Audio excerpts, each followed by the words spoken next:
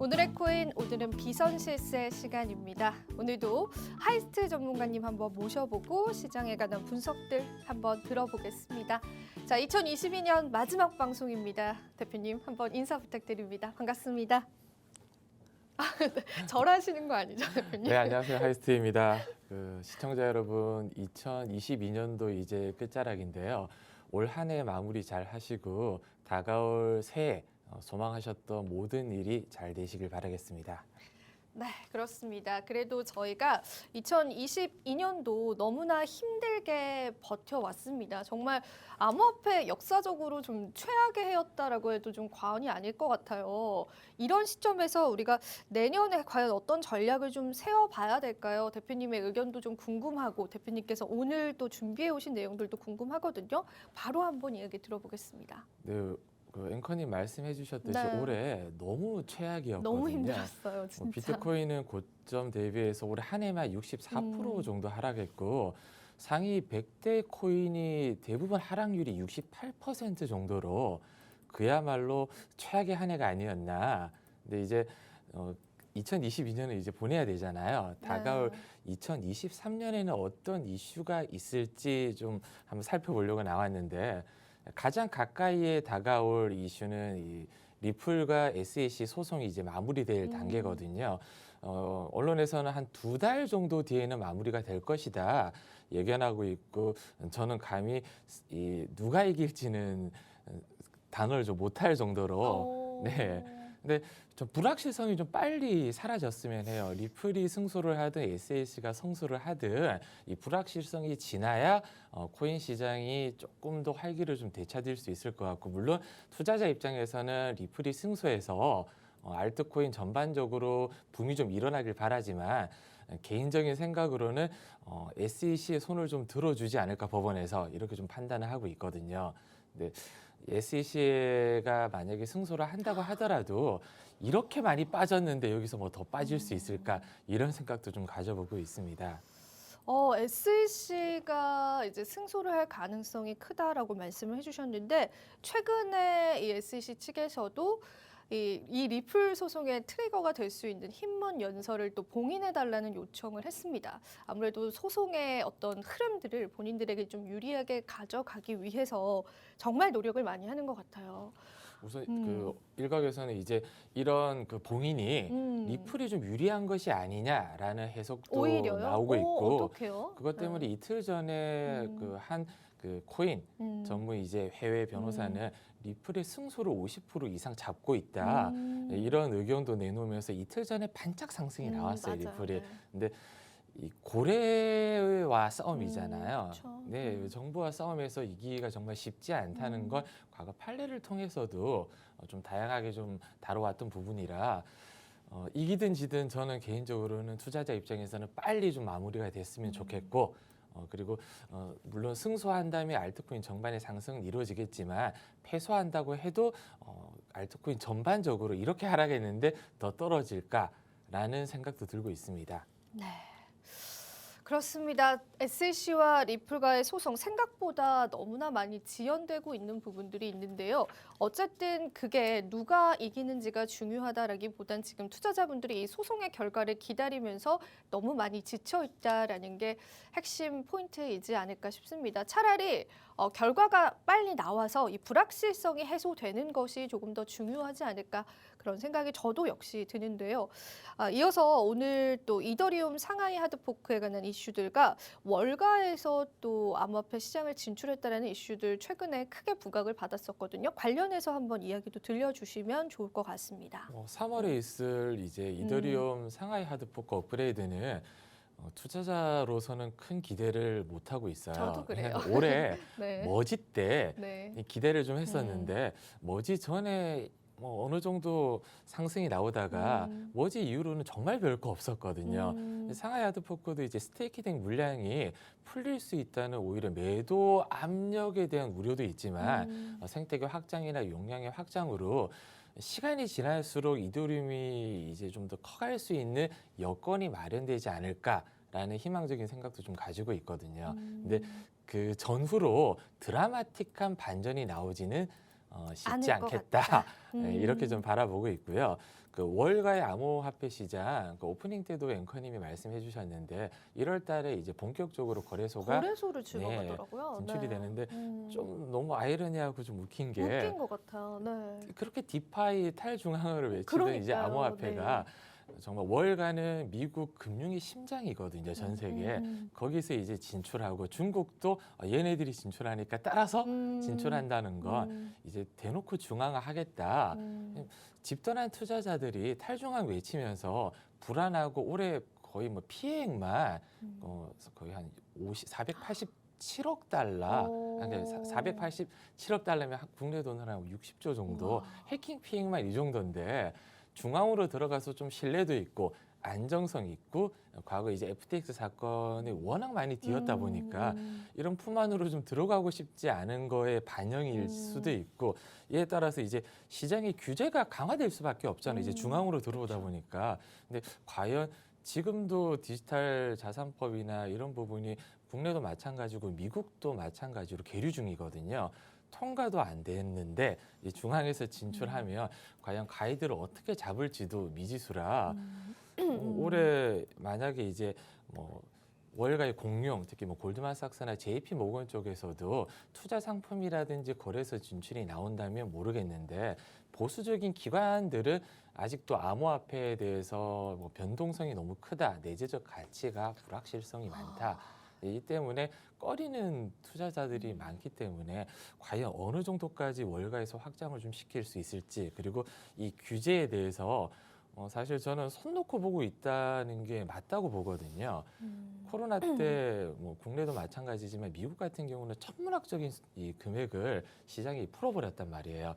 이걸 걷어들이려고 올해 그렇게 긴축 외치면서 금리를 이렇게 올렸고 그것 때문에 내년에 다가올 경기 침체까지 앞두고 있는데 이 암호화폐 시장이 이제 루나 테라 뿐만 아니라 FTX 사태만으로도 미국에 500억 달러의 피해가 있었죠. 끼쳤다. 네, 맞아요. 그러면 사실 탈중앙화를 외치는 이 투자자들은 이 중앙의 보호를 받지 못하다 보니까 사실 규제가 필요 없다고 보는 게 맞고 그렇게 풀린 돈이 자연스럽게 이렇게 피해가 눈덩이처럼 커지면서 달러가 쉽게 말해서 소각이 되는 효과도 발생되다 보니까 시중에 풀려 있는 이 수많은 달러를 이렇게 피해, 암호 자산의 피해로 없애버리면 오히려 인플레이션을 좀 하락할 수 있는 기대를 노리는 걸 수도 있다는 그런 내피셜이죠, 음모론이죠. 네, 음모론까지도 그런 생각도 나오네요. 가져볼 네. 수 있는데 이 계류 중인 게 총대를 매기 싫다는 거거든요. 대부분 국내도 마찬가지겠지만 투자자분들이 2030 세대로 굉장히 젊었잖아요. 네. 그것 때문에 이번 정권에서도 수혜를 좀 많이 받았고 2030 표를. 근데 이렇게 누구 하나 총대를 말고 규제를 심화하거나 아니면 세금을 좀 크게 매긴다면 표심도 돌아설 수 있는 부분이라 선거 앞두고 과연 강한 규제를 또 누군가 총대를 맬까 이런 부분도 좀 생각을 해봐야 될 것 같습니다. 네, 그렇습니다. 암호화폐 시장을 월가가 진출했다라는 거는 아무래도 이제 암호화폐 거래소가 좀 중앙 집권식으로 변화될 수 있다라는 걸 엿볼 수가 있는 하나의 이슈 중에 하나였습니다. 월가에서 거래소를 출범한다라는 건 사실 우리 시장에 있어서는 큰 지각 변동을 가져오지 않을까 싶습니다. 이미 베타 테스트를 완료를 했다라고 하고 정식 출범이 내년 초다라고 하니까 관련한 흐름들 계속해서 지켜보면 될 것 같고요. 그리고 암호화폐 시장 규제에 관해서는 사실 아직까지 뚜렷하게 정해진 부분이 없기 때문에 우리가 이 부분을 추후에 시장의 리스크로 또 한번 가져가야 할 가능성이 있습니다. 시장에서는 아무래도 이 불확실성만큼 악재는 없는 것 같아요. 그래서 아직까지는 다양한 또 규제안들이 만들어지고 또 형성되어가는 과정이다라고 보시면 될 것 같고요. 행간에서는 이 월가가 암호화폐 거래소를 진출하기 위해서 뭐 바이낸스에 관한 안 좋은 소문을 뿌렸다라는 그런 이야기도 있더라고요. 그 부분에 관해서는 어떻게 생각하세요? 음모론적으로는 충분히 좀 가능하다라고 저는 보고 있고요. 그래요? 네. 왜냐하면 월가 이제 그 금융에 집중해서 기존의 바이낸스가 그 월가 쪽에서는 얼마나 꼴보기 싫었겠어요. 점유율이 또 예. 너무 크니까. 왜냐하면 FTX가 이제 무너지면서 그 점유율을 바이낸스가 다 차지를 했다고 볼 수도 있는데 그걸 뺏어오기 위해서는 깎아내릴 그런 수밖에 얘기도 없거든요. 있더라고요. 네. 근데 이건 그 시장에서 너무나 당연한 게 음. 내가 새로운 시장에 진출하기 위해서는 1등을 때려잡을 수밖에는 없고 만약에 1등에서 새로운 애들이 진출할 때는 모든 이 총력을 다해서 얘를 찍어 누를 수밖에는 없거든요. 근데 바이낸스가 이 암호화폐 시장에서는 지금 공룡일지 모르겠지만 월가에 비교한다면 그리고 월가 뒤에 미국의 아까 말씀드린 이 권력이 집중되어 있다 보니까 쉽지 않은 싸움이다. 시장에 네. 만약에 진출을 하게 되면 아마 좀 유혈 사태가 나올 수도 유혈 있다. 사태까지요? 저는 이렇게 좀 보고 있습니다. 네, 알겠습니다. 계속해서 관련 흐름들을 지켜봐야 될 것 같고요. 보다 발빠른 소식은 오늘의 코인에서 계속해서 좀 전달해 드리도록 하겠습니다. 자, 이어서요. 코인판 나쁜 녀석들 최근에 좀 화제가 되고 있습니다. 아무래도 또 피해자분들이 많이 생겨난 것 같은데 이 부분에 관한 이야기도 한번 들어보겠습니다. 제가 말씀드리기 앞서서 지난 방송 때 네. 앵커님 혹시 기억나실지 모르겠지만 제가 6천만 개의 네. 코인이 풀렸는데 맞아요. 그걸 이제 150원대에서 100원대, 50원대 떨어질 때 물량을 대부분 팔았다는 코인 말씀드렸잖아요. 그리고 거래소에서. 그런데 이제 그리고 가격은 급등을 하고 그렇죠. 있다. 1.5, 오. 1.6원에서 다시 그 6천만 맞아요. 개를 네. 네. 다시 매수해서 네. 네, 그걸 이제 락업으로 오. 묶었다는 뉴스로 유의 지정을 받았다고 네. 말씀드렸는데 그 거래소에서 최근에 그 유의 지정을 해제를 했더라고요. 어머. 저는 너무 좀 어이가 어머. 없었던 게 네. 이게 그 위믹스 얘기를 안 할 수가 없는 이유가 그 유통량 위믹스가 7천만 개 이상의 이제 초과 유통량 때문에 철퇴를 맞았단 말이에요. 닥스에 포함되어 있는 그 거래소에서 퇴출이 당했는데 이게 그 장영국 대표가 정말 눈물을 흘리면서 악의 눈물을 흘리면서 얘기한 부분이 왜 똑같지 않냐 잣대가 저는 당연히 퇴출이 될 수도 있겠다 생각을 했었거든요. 그 코인이. 근데 이제 그 지금은 공시에서도 없어졌는데 사과를 하고 그다음에 그 6천만 개를 새로 사서 이제 소각을 했다. 그 이유 때문에 유의 지정에서 풀었다. 이게 너무 어이가 없는 거예요.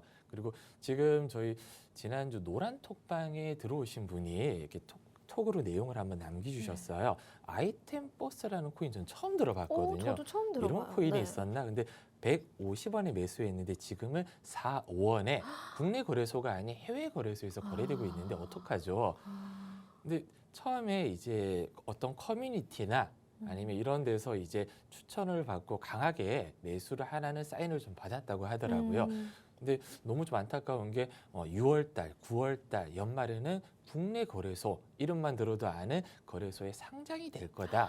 어머. 상장이 되면 그 어마어마한 폭등이 나올 거라고 샀다고 어머. 하는데 아이템버스뿐만 아니라 그때 같이 안내를 받았던 게 크립토끼라고 하더라고요. 전 또 크립토끼도 처음 들어봤었거든요. 그건 저 들어보긴 했어요. 네. 근데 그 그 토큰 포스트에서 최근에 이제 이 크립토끼를 정조준하고 있는데 스캠 의혹이 굉장히 좀 제기가 되고 있다. 근데 그런 부분에 대해서 굉장히 좀 많은 언론 뉴스가 좀 나왔었더라고요.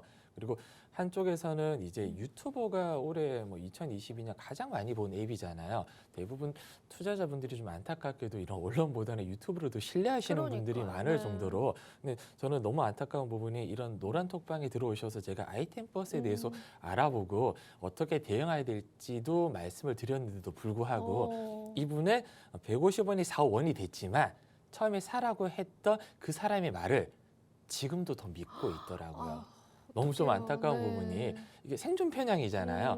내가 이렇게 지금 90%, 여기까지 80%가 왔는데 하락이 됐는데 안 믿으면 예, 무너져 버리니까. 무너져 버리니까 끝까지 그 사람을 추종하고 음. 믿으면서 따라가길 원하는 그래서 그런 부분을 이제 생각해서 유튜버 쪽에서도 한 이제 유튜버가 이 소셜 미디어나 SNS를 통해서 보통 내가 300만 원, 200만 원 투자로 2, 30억의 투자금을 불렸다. 그것도 사실 거의 뭐 조작이더라고요. 그쵸? 보니까 네. 그걸 실질적으로 할 수 있는 분이 있겠지만 너무 쉽지 않은데 이거 그런 부분을 미끼로 그 사람들의 암호화폐 지갑에서 매도를 하고 그렇게 수수료를 챙긴다거나 유명 이제 유튜버들을 동원해서 새로운 코인을 홍보를 한다거나 이런 뒷광고스러운 부분이 너무 많다 보니까 이런 코인판에 나쁜 사람들이 많다고 하는 사람들도 뒤에서는 그런 부분이 좀 있지 않을까. 특히 좀 최근에 좀 놀랐던 게 그런 개인적으로 대회도 연다는 걸 알았는데 그렇구나. 대회도 네. 전부 다 조작일 수 있다. 아. 그 대회 1, 2등이 본인이 만든 계정이라는 그런 제보까지도 들어오고 있어서 너무 안타깝죠. 예, 네. 나쁜 사람들이 너무 많다. 근데 이걸 네. 피해가기가 개인 투자자로서는 정말 판단하기가 쉽지 않을 어렵습니다. 수 네. 있겠다.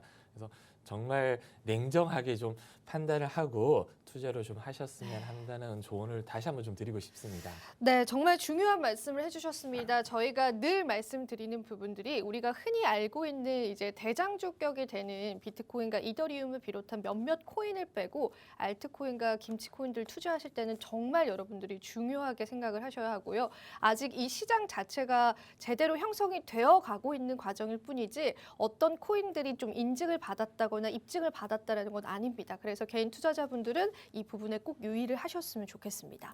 자, 이제 마지막으로 대표님에게 오늘 마지막 인사를 좀 들어보고 맞춰볼까 해요. 끝인사 또 간단하게 한 말씀 부탁드립니다. 네, 최근에 제가 준비한 저를 말씀 못 드렸는데 유럽의 피트시피 CEO가 이런 얘기를 했더라고요. 현재 비트코인이 바닥보다는 천장에 가깝고 FTX 전에 지지선이 이제 저항선으로 바뀌었다. 이런 부분에 대해서 말들이 좀 많은데 하락을 할 거라는 시각이 더 우세하다 보니까 노란톡방 들어오셔서 저희는 AI봇 시그널을 지금 노란톡방에서 진입 시그널을 이미 드리고 있고요. AI봇을 지금 한 일주일 정도 사용해 주신 분이 굉장히 좀 좋은 얘기를 좀 만족스럽다는 얘기를 좀 많이 해주셔서 노란톡방 들어오셔서 꼭 이 부분에 대해서 좀 체험을 좀 해보셨으면 합니다. 그리고 올해 마지막 방송인데 꼭 추운 날씨에 건강 유의하시길 바라겠습니다. 네, 그렇습니다. 노란톡방 QR코드 저희가 띄워드릴게요. 앞으로의 시장 또 하이스트 전문가님과 함께 잘 이겨내셨으면 좋겠고요. 자, 오늘 저희는 여기서 마무리해보도록 하겠습니다. 여러분 2022년 정말로 고생 많으셨습니다.